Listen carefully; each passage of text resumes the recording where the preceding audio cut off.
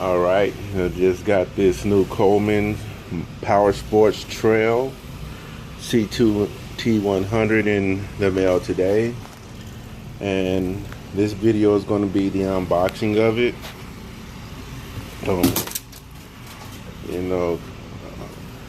Kind of show you guys what you got in store if you get one of these. The box seems kind of small, but the engine is more powerful than the monster motors that I have over there, which is 80 cc's, and this guy here is supposed to be 96 cc's.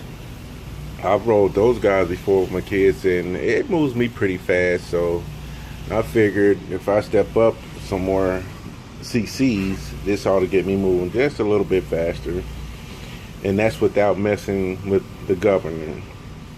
So let's see what we got here. Let's hit the phone down a minute to open up the box.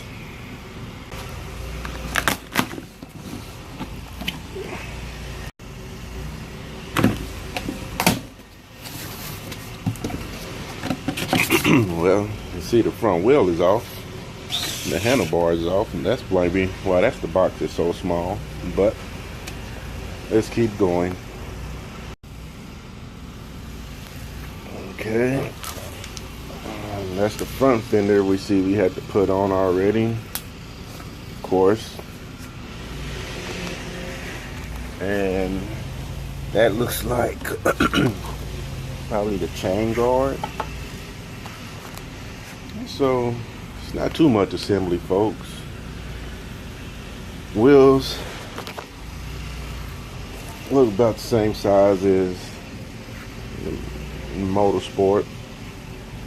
I mean a Monster Moto. Look like they're about the same size there.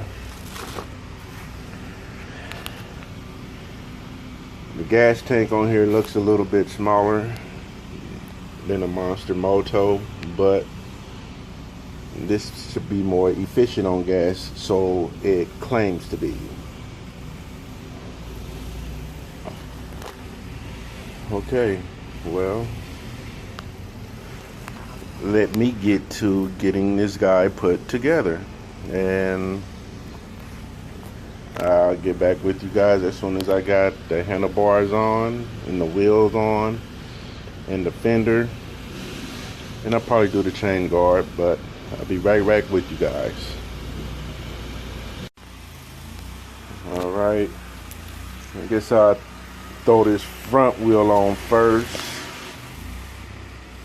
I'm getting ready to put the front wheel on. I'm going to see if I can do this with one hand. I don't think I can. I don't have nobody to hold the phone for me right now. Hold on, I got an idea.